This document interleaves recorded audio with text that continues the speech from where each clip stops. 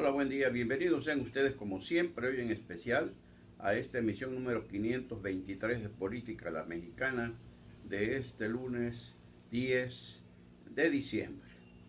Y lo dicho, el presidente Andrés Manuel López Obrador no invitó al líder nacional petrolero sindicalizado, Carlos Antonio Romero de Deschamps, y a sus 36 secretarios generales que conforman esa organización a la presentación del Plan Nacional de Refinación y a la colocación de la primera piedra de lo que será la refinería a construirse en Dos Bocas, Tabasco.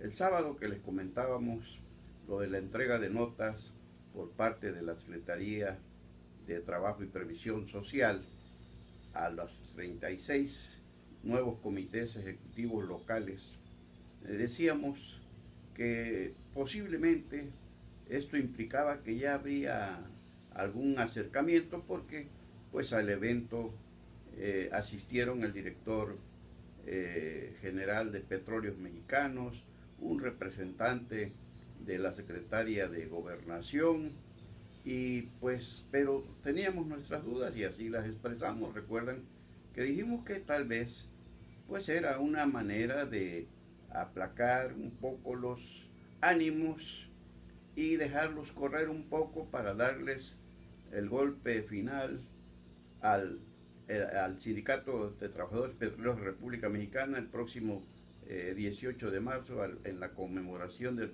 81 aniversario de la nacionalización de esa industria por el ilustre mexicano que fue don Lázaro, el general Lázaro Cárdenas del Río, y pero que había que ver hasta dónde había llegado tal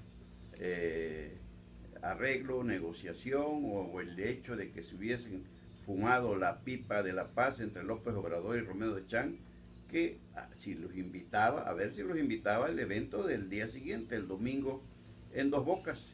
Pues no los invitó, no estuvieron, fueron los grandes ausentes porque pues se supone que Petróleos Mexicanos gira en torno al que es su mejor activo.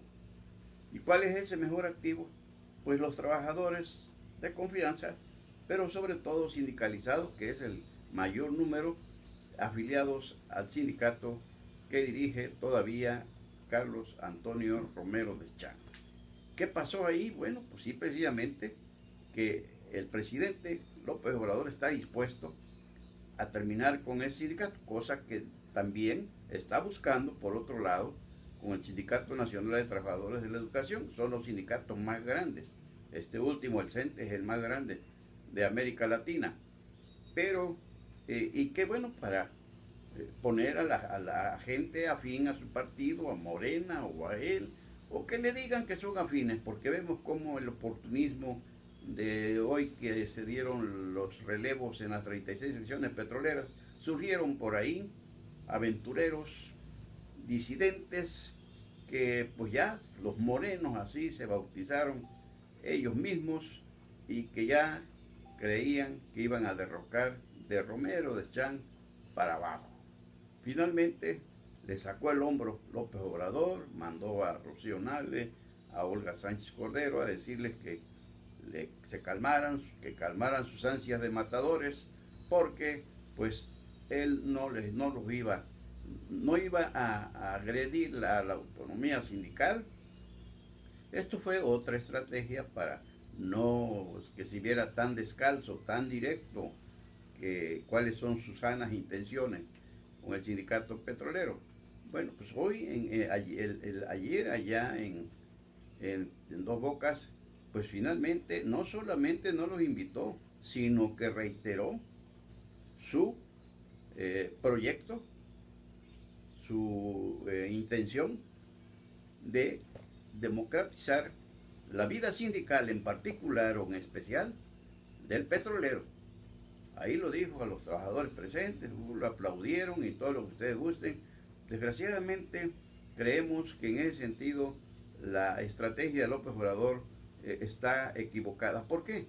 No porque vaya a dar se vaya a reformar el artículo 123 constitucional para abrir el espacio a mayores organizaciones sindicales dentro de una misma empresa, como en el caso de Pemex. Pero esto creemos son los excesos del poder a los que está apelando López Obrador, y se ve mal. Se ve la inquina, la insidia, el afán de destruir, de terminar. No, él no es su papel. Él debe ser un factor de conciliación nacional, no para andar persiguiendo a quienes en su caso, como bien nos identifica, proceden de la mafia del poder. Pero pues aquí ya le dieron cabida a Marco César Teodoro Cotero en la zona económica especial y en el corredor transísmico, y él viene de la mafia del poder indiscutiblemente, porque pues, habrá que preguntarse su capital de dónde salió, ¿no? Que no es poco, dicen quienes lo conocen. Entonces, ahí se ve, y en el caso del Sindicato Nacional de Trabajadores de la Educación, pues es lo mismo. Ya está Juan Díaz de la Torre, renunció, lo hicieron renunciar. Pero quienes tomaron el sindicato no están de acuerdo. Dicen que no va a haber regreso al pasado, para que el Bester, que anda trabajando con la venia del señor presidente de la República, y que no me diga López Obrador, como le hemos preguntado en otras ocasiones, que el Bester Gordillo Morales es menos corrupta que Carlos Antonio Romero Deschamps. ¿Ustedes qué creen? Vemos ahí, decíamos, esa tendencia del presidente López Obrador a atacar ciertos puntos, pero pues ahí hemos dicho de otros sindicatos no democráticos, como el de Telmex, de Francisco Hernández Juárez, con 50 años ahí, el del mismo ferrocarrilero de Víctor Flores Morales, también 30 años o más ahí. Entonces ahí no se mete con ellos. Además tiene a dos, los más grandes, el petrolero y el magisterial. Pero el magisterial, por ejemplo, va a poner nuevamente al Bester Gordillo, a la cacique, a la que hizo y deshizo, y tanto daño que le hizo a la educación. En el caso del sindicato petrolero, ¿a quienes van a poner? A los que andan por ahí ya jugando al quítate tú para que me quite yo. Y nada más cree López Obrador que porque él los ponga van a cambiar las cosas. Cuidado. Cuidado, porque creemos que va muy a prisa. Ciertamente hace falta democratizar a los sindicatos y toda la vida nacional, empezando por los partidos políticos, como el propio Morena, que no es un dechado de democracia interna. Aquí sabemos de mucha gente que se hizo a un lado, como Rogelio Hernández Martínez, como el propio Leonel Ordaz Hernández, y otros distinguidos hombres, ejemplo para la sociedad, profesionistas, y gente con mentalidad de izquierda, ideología izquierdista, pero que no encontraron ahí lo que tanto les habían dicho y lo que tanto ellos han buscado siempre: democracia en los hechos, no en el discurso, no en la lengua, no democracia de saliva, sino democracia efectiva. He ahí lo que pasó ayer en Dos Bocas y lo que vemos que va a suceder en la cuestión sindical. Ahora, ¿qué va a pasar?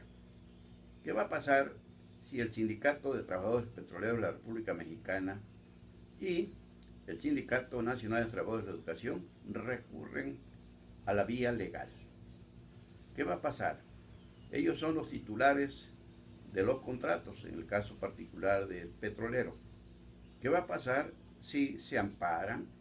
Si la misma base en un momento dado opta, aunque haya otro sindicato, opta por irse, como dice el refrán popular, sabio, más vale malo por conocido que bueno por conocer, porque no me digan que los disidentes son la honestidad andando. Es difícil en este factor de la condición humana, pues cuidado. Entonces aquí es donde vemos López Obrador, un soñador como somos todos, por fin logra ganar la presidencia de la República, y él quiere de buena fe, porque así lo vemos, cambiar todo, pero a imagen y semejanza de su proyecto de gobierno. Y no, tiene que escuchar a todos, y no solamente a los que le dicen sí señor, a esos que le preguntan qué hora es, la que usted diga señor. Son unos serviles, pero son oportunistas. No están con él por convicción, sino por conveniencia. Y esto no es lo que necesita México. Somos gente pensante, el mexicano de mente brillante. Entonces, que escuche a quienes en realidad lo quieren ayudar y no quieren servirse de él. Y esto es una muestra nada más de lo que podría seguir sucediendo. Ya han habido muchos casos, empezando por lo del aeropuerto y las consecuencias que trajo. Ahora, habla de democracia sindical. En caso de que los sindicatos actuales de petróleos y el magisterial se vayan en un momento dado, al sentirse agredidos, a un paro nacional, ¿qué va a pasar? ¿Los va a reprimir? ¿Va a respetar la autonomía sindical? ¿Va a respetar la democracia a la que tanto halaga, pondera y se pone como modelo de demócrata? No hay que perder de vista lo que está sucediendo en nuestro querido país. Y ojalá, insistimos, como lo hemos dicho en otras ocasiones, que López Obrador entienda que no es con medidas autoritarias como va a lograr el cambio, y mucho menos su famosa cuarta transformación. Hay que sumar, convenciendo, no arrastrar por la fuerza. Esa es la diferencia cuando se quiere gobernar, como dice él, en la unidad y convocando a todos. Convoca siempre a todo el pueblo que se sume, a que lo ayuden, a que lo impulsen, sí, pero no con los ojos cerrados. Que explique bien lo que se va a hacer para que la gente decida si va o no va. Esa es la democracia. No imponer, sino convencer. Y vemos cómo primero fue la Suprema Corte de la Justicia de la Nación la que le reviró con la famosa ley federal para las remuneraciones de servidores públicos. Hoy todavía sigue la polémica, y hoy precisamente jueces y magistrados iniciaron una campaña a través de la internet, y salieron también personalmente un grupo a dar su posicionamiento sobre todos los ataques que ha recibido el presidente, que los ha llamado deshonestos, que cómo ganan 600,000 pesos cuando hay, pues la mayoría del pueblo mexicano ya los quisiera para un día de fiesta o para un año. Hoy salieron a decir, y lo dicen en esa videocampaña, que es falso, que ganan 600,000 pesos los ministros y otros funcionarios del Poder Judicial. Dicen que sus salarios, que se puede comprobar en la página de la Suprema Corte y del propio gobierno, de la Secretaría de Hacienda, que no ganan más de 200,000 pesos. Eso es lo que alegan, dicen, y salieron a dar la cara. O sea, ya se estableció un choque. ¿Por qué? Porque el Poder Judicial está haciendo uso de un derecho, su autonomía, esa que pondera López Obrador en el Ejecutivo que representa y en el Legislativo que controla, donde sabemos que se hace lo que él dice. Como en el Ejecutivo es su derecho, pero son los tres poderes de la Unión, y se le fue de las manos el judicial. ¿Por qué? Porque en lugar de ir a negociar, se lanzó contra ellos, les dijo que quiten el retrato de Benito Juárez, porque no respetan su pensamiento en cuanto a que debe vivirse el funcionario público en la justa medianía, debe sujetarse, acostumbrarse a vivir en la justa medianía. Entonces, y ya ahora, después ha sido repetitivo, lo hemos oído todos, cuando dice deshonestos porque ganan más de 600,000 pesos. Y hoy le salen a decir al señor presidente de la República que está equivocado, que miente. ¿Y quiénes son los que asesoran al presidente López Obrador? ¿Quiénes lo mandan? ¿Quién le dan la información para que salga a decir cosas que no son exactas? Que no son así como él. Pues él confía en su gente. Por eso hemos dicho, ¿con quiénes va López Obrador a aterrizar su extraordinario proyecto de nación? Que todos hemos pedido y le hemos dado el beneficio de la duda para que lo lleve a cabo y se logre. ¿Qué es lo que queremos? Un cambio que nos involucre a todos y nos beneficie a todos, no nada más a las clases privilegiadas, sino a todos en general. Y ni bien termina con la Suprema Corte cuando abrió un frente más de choque con el Tribunal Electoral del Poder Judicial de la Federación, porque confirmó el triunfo de Marta Erika Alonso Hidalgo del PAN como gobernadora electa de el estado de Puebla. Toma posesión el próximo jueves o viernes. Inmediatamente el presidente de la República, el jefe del Estado mexicano, habló no como ellos, sino como líder de Morena. Dijo que era un fraude. Él, ahí tiene a su presidenta, Jacob Polensky, pero los hace a un lado. Y ellos se dejan avasallar. Pues si no le corta la cabeza, no hay dignidad en esa gente que los rodea. Y pues, imagínense que es consecuencia esto, en el supuesto. Ya ve que salió el consejero José Luis Vargas del Tribunal Electoral del Poder Judicial de la Federación a decir que se iba a anular la elección porque habían muchas inconsistencias, y finalmente se le vinieron encima a los demás cuando dijeron, nadie, la propia presidenta Yanine Otálara, dijo que no estaba él autorizado para dar a conocer situaciones que se manejan al interior del tribunal y que son las secrecías que deben respetarse. Bueno, pues en votación ayer mismo, de los 7 consejeros, incluida la presidenta, 4 votaron a favor del triunfo de Marta Erika Alonso Hidalgo. 3 por la anulación que hubiese favorecido a Miguel Barbosa de Morena.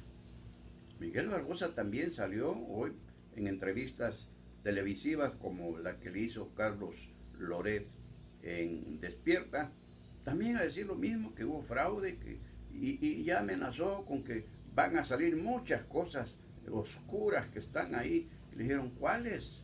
No, que yo no quiero, me espero.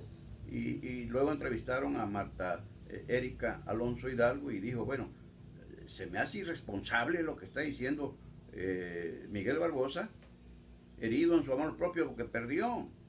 Ni el efecto López Obrador lo pudo salvar.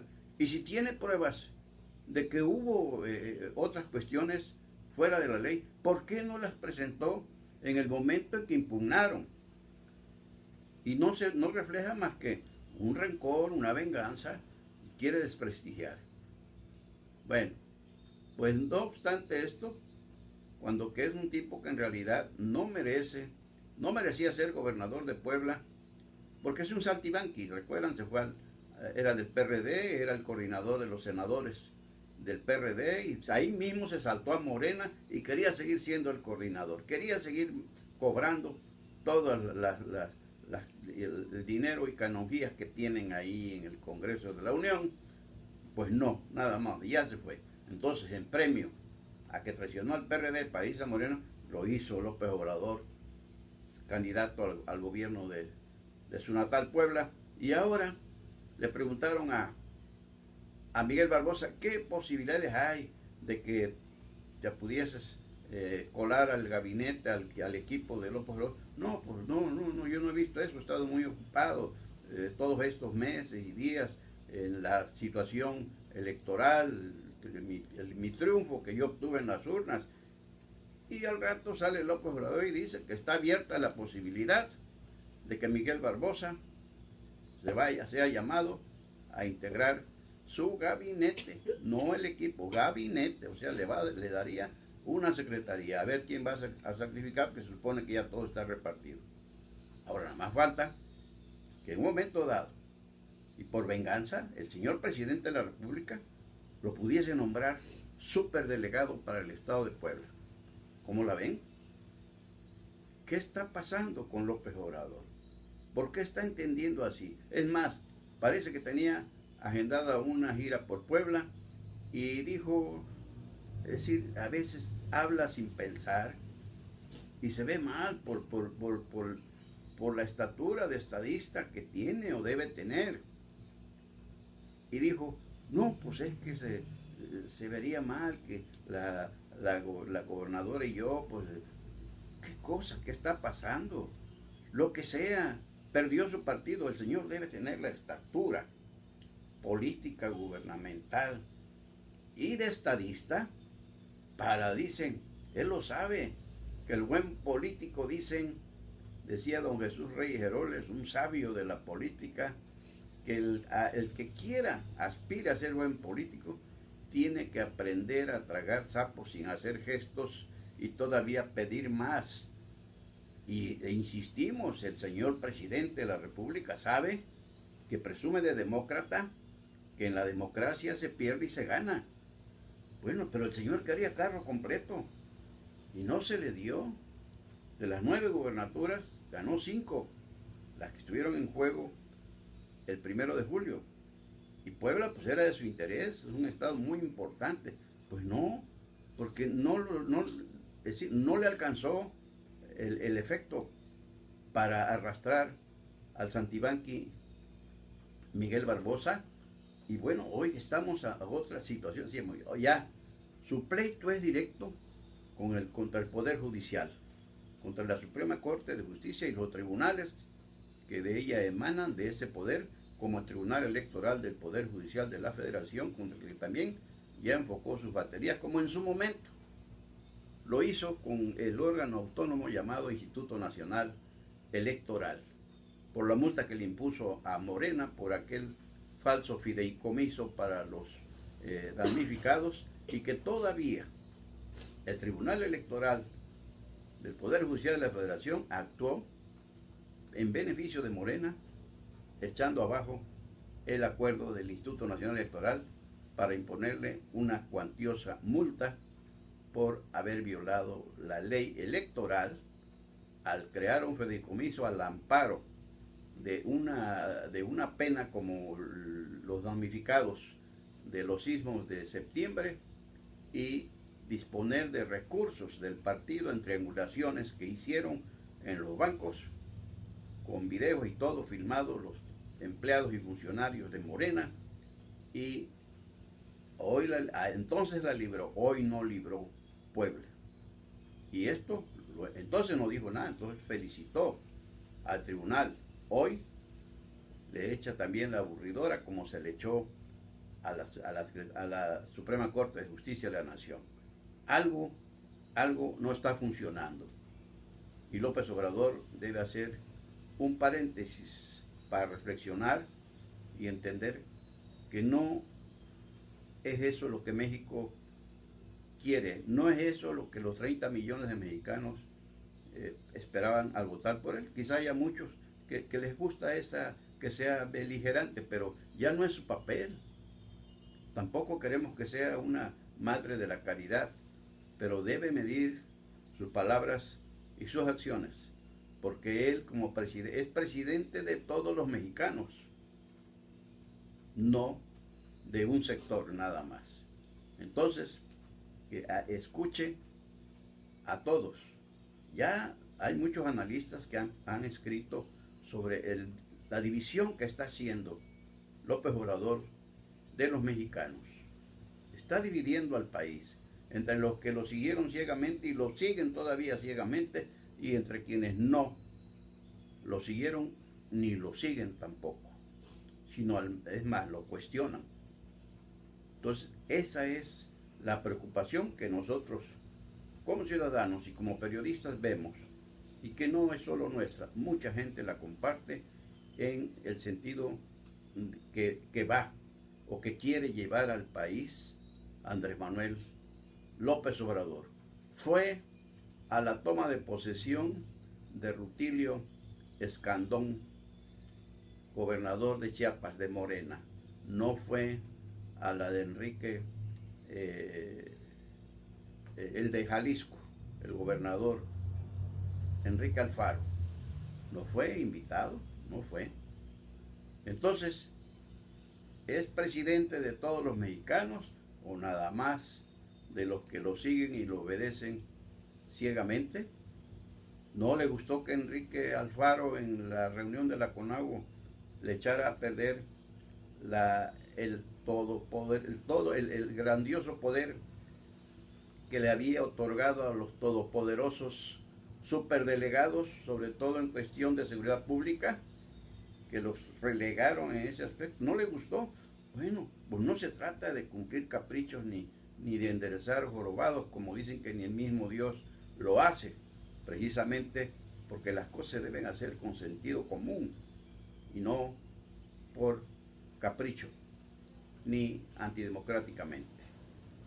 Y pues mirábamos lo que está sucediendo en Francia con Emmanuel Macron, el presidente, que primero marchas, manifestaciones por el incremento a los combustibles, hasta que escuchó, atendió y aplazó por 6 meses esa medida.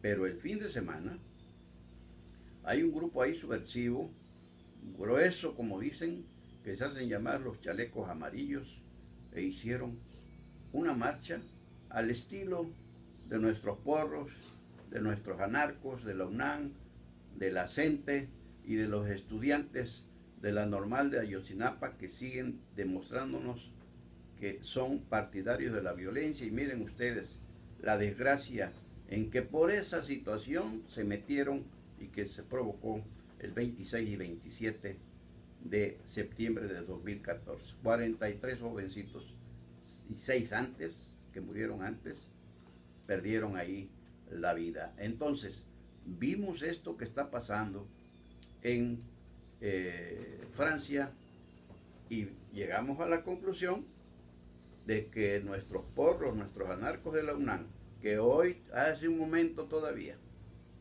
hicieron otro de sus actos violentos en plena rectoría, donde estaban unos jóvenes de la Prepa 2 manifestándose por situaciones internas de su plantel. Fueron hasta a la rectoría, pues llegaron unos 20 encapuchados, anarcos, porros, causaron destrozos en las instalaciones y los jóvenes se retiraron para no ser víctimas. Uno de ellos jóvenes resultó lesionado, en un ojo o algo así, pero parece que es leve la lesión. Entonces decían, pues no, allá por primer mundo, acá por tercer mundo, pero pues la violencia no tiene colores, ni ideologías, ni tampoco nivel cultural. Es Francia un país donde, pues claro, la libre expresión, la libre manifestación, en el 68, cuando en México allá también hubo un gran movimiento en el que se capitalizó, sobre todo para reconocerle más derechos a las mujeres. En México la intención no era defender derechos y adquirir otros, sino derrocar al gobierno. Ese fue el movimiento del 68, derrocar al gobierno utilizando como carne de cañón a los estudiantes, que siempre hemos dicho, los muertos el 2 de octubre del 68, que no se olvida ni jamás podrá olvidarse, lo pusieron los estudiantes. Las glorias se las llevaron los líderes, agitadores, que todavía andan por ahí, varios, viviendo de esas glorias pasadas a costillas de la sangre de los jóvenes universitarios y estudiantes preparatorianos y otros.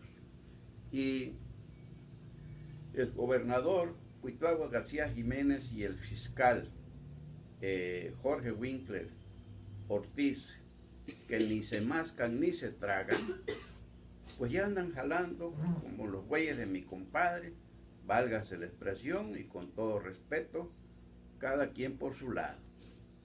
El evento, la violencia sigue en Veracruz, pero también insistimos, como lo decíamos con Yunes Linares, sería injusto y hasta estúpido pedirle a Cuitláhuac que resuelva en estos 10 días la violencia, la inseguridad, pues el ataque a unos hermanos migrantes guatemaltecos en un autobús que iban en el tramo Sayula Isla y más o menos a la altura de Juan Rodríguez Clara, subió un grupo armado, los balacearon, mataron a una mujer, lesionaron a hombres y hasta un niño de 2 años de edad. Pues ya el gobernador salió a dar su versión, Winkler salió a dar la suya. Cuando Winkler, fiscal carnal de Yunes Linares, no abría la boca si no se lo ordenaba a su jefe, y hoy ya cada quien. Dicen que ayer, ahí en el Palacio de Gobierno, en la Junta de Coordinación para la Reconstrucción de la Paz en Veracruz, ahí en la sala de banderas del Palacio de Gobierno, Cuitláhuac García corrió a Winkler Ortiz, que no lo quería ver ahí. Se fue, donde manda capitán, no gobierna marinero, y se fue. Por ahí andan los videos que muestran ya, y todavía salió a hablarle a Winkler Manuel Huerta Ladrón de Guevara, el superdelegado, seguramente para decirle, pues, te conviene mejor irte. Pero, ¿qué ganamos los veracruzanos con esas confrontaciones? Nada, absolutamente nada. ¿Por qué esa insidia? ¿Por qué sus diferencias no, el gobierno que se fue y el que llegó, no las dirimen como debe ser, ante los tribunales que corresponda a cada caso? Ya Winkler lo tienen en la mira, ya el Congreso morenista veracruzano ya reformó la ley para que al Poder Legislativo le corresponda nombrarlo, quitarlo, correrlo, removerlo. Ya le andan armando juicios políticos y en fin. Pero qué necesidad de que cuando estamos en una situación tan crítica de inseguridad pública, sigue la inseguridad y crece. Ayer aquí asaltaron una tienda de autoservicio, algo insólito. A eso de las 6 de la tarde, un domingo, en cuando van las familias, aprovechan la tarde para ir de compras. No, y antes también el asalto a una institución bancaria y ejecuciones aquí, secuestros allá, y el señor fiscal general del estado y el señor gobernador confrontados, y cada quien quiere demostrar que a ellos nadie les pone un pie enfrente. Bueno, pues se lo pongan enfrente a los delincuentes que no dejan en paz a Veracruz. ¿Qué buscamos? ¿Qué quieren? ¿Hasta dónde quieren llegar? Ya decíamos que el pleito de Miguel Ángel Linares y Cuitláhuac García no iba a terminar con la etapa de transición, con el cambio de poder. Eso iba a seguir, pero son luchas que deben ser políticas y no afectar en lo social, no afectar sobre todo en la seguridad pública. Que si Winkler ha fallado, pues que lo procesen, lo denuncien, lo demanden, lo enjuicien, pero no que tengan que estarse peleando ahí como chamacos, vaya. No, Veracruz no es eso.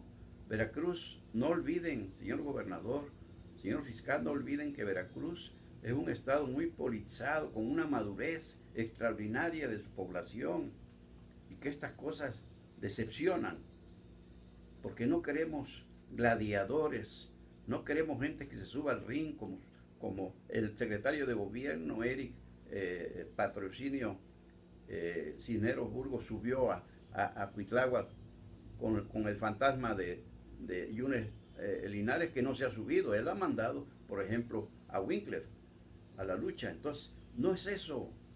El gobierno, ejercer un gobierno es razonar y prudentemente que no se desborden las pasiones, porque ahí se pierde hasta la estatura del funcionario, por muy gobernador, por muy fiscal general que sea, echan a perder toda la figura y sobre todo se pierde la confianza y la credibilidad en la población. Todavía es tiempo, apenas empieza este gobierno estatal y no va a ser con luchas sin límite de tiempo y máscara contra cabellera como van a lograr reordenar la paz, como dice la Coordinación de Seguridad Pública, que le cambió el nombre, a la que le puso ese nombre el gobernador Cuitlagua García Jiménez, en quien decimos hay que dar el beneficio de la duda. No encontró un país hecho un flan, un caramelo, no. Encontró un estado como López Obrador, un país convulsionado. Y en consecuencia debe aplicarse la política de la razón, el entendimiento, la negociación, porque quienes saben dicen que la política no es de confrontación, sino de negociación. Ojalá así lo entiendan. ¿Y cuántos ediles creen ustedes? A ver, ahí va la pregunta. ¿Cuántos ediles del honorable ayuntamiento de Coatzacoalcos? ¿Cuántos de los 15 el alcalde tiene que ir? Entonces, ¿cuántos de los 14 restantes de la síndico único para abajo, los 13 regidores, cuántos creen ustedes que van a marcar su raya y no van a asistir al primer informe del señor alcalde Víctor Manuel Carranza Rosaldo, que hasta ellos mismos se preguntan de qué va a informar? Bueno, pues ahí queda la pregunta, porque parece que se cocina ese golpe, ese bloqueo, que no sería como siempre ha sucedido, porque hoy sea Morena, las cosas caminan sobre rieles. Lo vemos que no les alcanzó el presupuesto. Se lo gastaron, los más de 1.200 millones de pesos se lo gastaron y tuvieron que pedir un crédito para cerrar el año. ¿Cuántos creen ustedes entonces? ¿Por qué? Porque he sabido, y se lo han hecho a Joaquín Caballero, a Marcos Teruel, a Marcelo Montiel, a Iván Gilman, a todos siempre, porque hemos dicho que la mayoría de los ediles llegan a servirse, no a servir. Y por firmar las cuentas públicas mensuales y anuales, le ponen precio. Y los informes no son la excepción. Cobran los pendientes o aprovechan el momento, pero aquí solamente que les expida un vale Víctor Carranza para cobrarse en enero o febrero, ya que la recaudación del impuesto predial les permita, porque no hay dinero. El que se pidió, pues, pagar aguinaldos, sueldos y demás obligaciones del cierre de año. Pero esa es la pregunta. ¿Cuántos ediles creen ustedes que van a estar ausentes del primer informe de Víctor Manuel Carranza Rosaldo? Ahí queda la pregunta y ya lo comentaremos en su momento.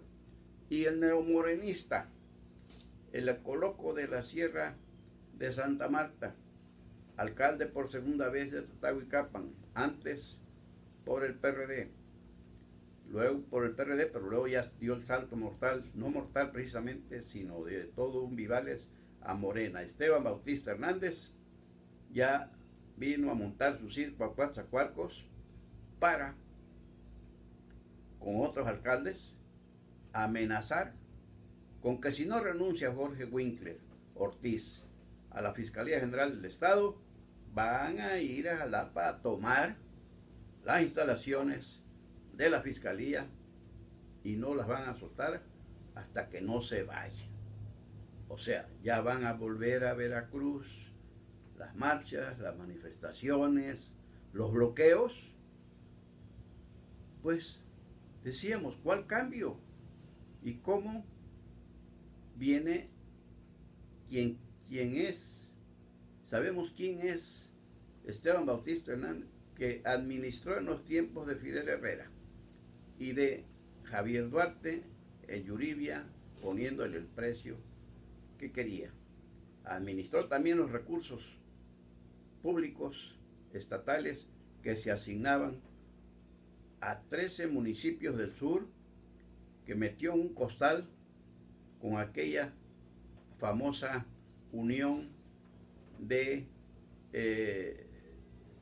autoridades, es decir, no recuerdo ahorita el término, pero populares indígenas, así le llamaba a ese movimiento, y él administraba junto con aquel oaxaco famoso que mandó José Murat Casab de Oaxaca a construir todas las obras que nunca las terminaron, y sucedió que el oaxaco se dio por secuestrado, un autosecuestro, se llevó el dinero y lógicamente que Esteban Bautista no se quedó desamparado.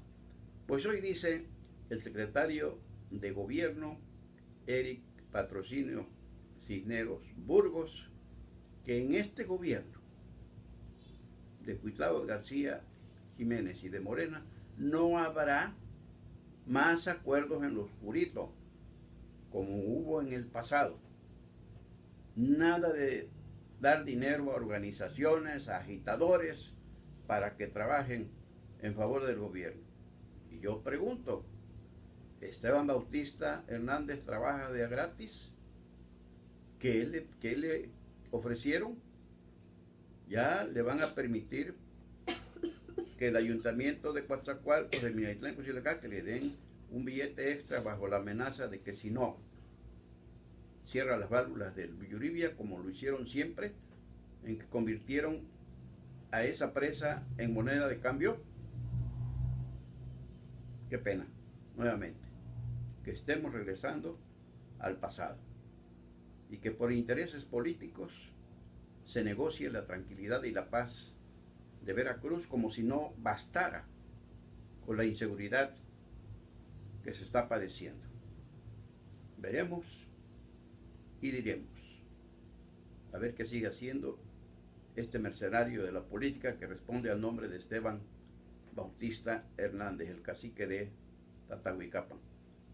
Por hoy, hasta aquí llegamos con la emisión 523 de Política a la Mexicana de este lunes 10 de diciembre. Dios mediante, mañana, martes 11, por aquí estaremos. Recuerden que el próximo 12, el miércoles, no trabajan los bancos.